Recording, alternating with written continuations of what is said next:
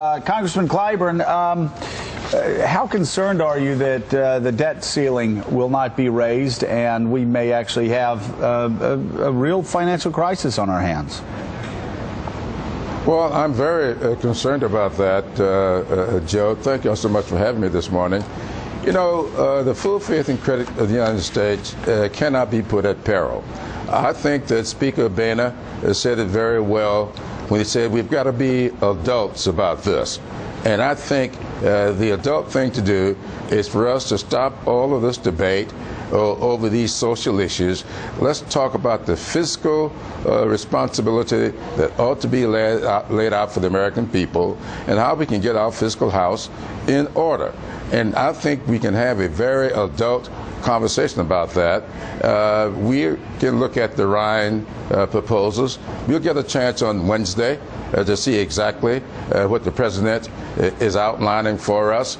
And I think he's going to give us a good, comprehensive approach to have an adult conversation about what we can do going forward to bring our debt down, if not eliminate it, to get rid of these deficits, and to create jobs. We've got to have jobs created in this country. 1.8 million jobs over the last 13 months is a good start. But we got to do something to double, if not triple that, and I think we can if we can be adults. Well, Congressman, let me ask you about the number one driver, and I think all of us would agree, not only at this table, but everybody that comes through here would agree the number one driver of long-term debt in America over the next 20, 30 years is Medicare. Not Medicaid, that's big, but Medicare is the number one driver.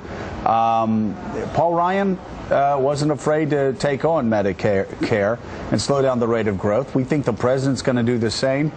Do you agree that you can't take care of America's long-term debt problem without first taking care of the explosive rate of growth in Medicare?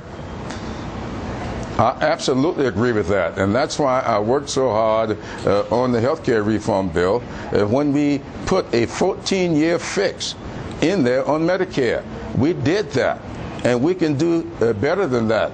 The fact of the matter is, that's what they campaigned against us for last November. Our Republican friends were out there telling all the seniors that because we did this correction to Medicare, we were in fact cutting their support.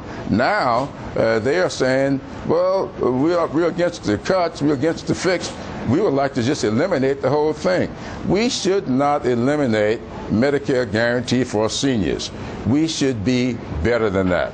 We should not be eliminating Head Start for preschool kids. We should not be putting the burden on the students trying to go to college.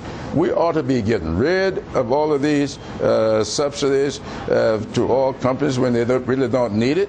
We ought to be getting rid of these loopholes that allow companies to take jobs overseas, and when we can bring all that in and do one big comprehensive approach. I would love to see the debt ceiling in discussion with the president's proposals. Let's do it all in one fell swoop. Mike Barnicle, it is in the end Medicare that causes the biggest problems. Governors will tell you that Medicaid is crippling as well, but you also have Pentagon spending that nobody seems to really want to go after, and tax increases. The president doesn't want to talk about tax increases for millionaires and billionaires.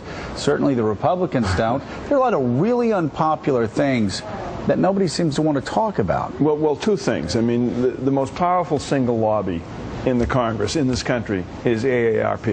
It's old people. They vote in huge numbers compared to the rest of us, and thus no one will touch Medicare spending. My question to you, Congressman, though, is Wednesday the president is speaking to the nation on our fiscal nightmare. Is there any way imaginable that you can deal with the deficit, that you can deal with the debt limit, but the deficits particularly, without a tax increase at some point in time?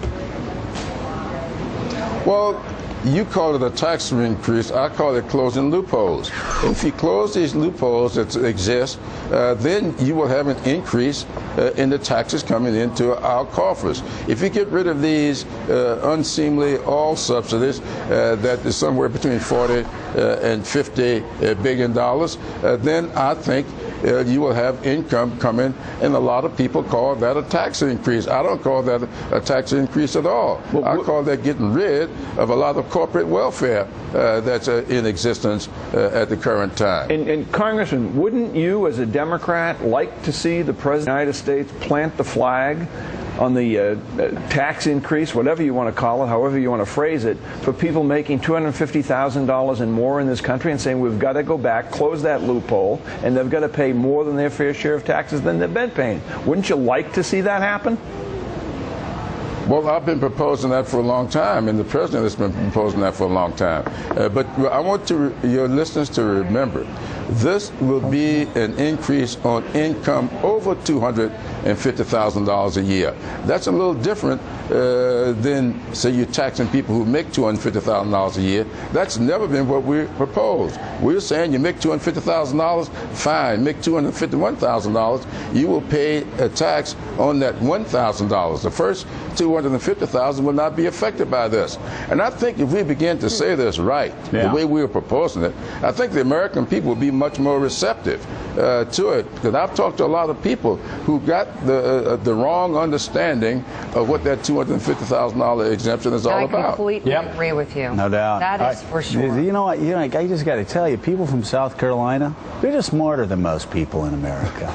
You look at Jim Clyburn. Oh, get out of here, Joe. Here's a good example. Jim Clyburn comes on. Better. You go to Lizard's Thicket, and they got something in the ham. I love Lizard's Thicket. They got something It's a in the good ham, brain food, man. It's brain food. You know what? I'm telling you, it's brain food. I do have a soft spot for that place. I love South Carolina. Some of the dishes might be a little heavy. A little heavy. Man, hey, Jim, it's always great to see you, and we're going to see you in South Carolina sometime soon. All right, take care, Congressman. Please, come on down. We will do that. Thank you so much. Thank you very much.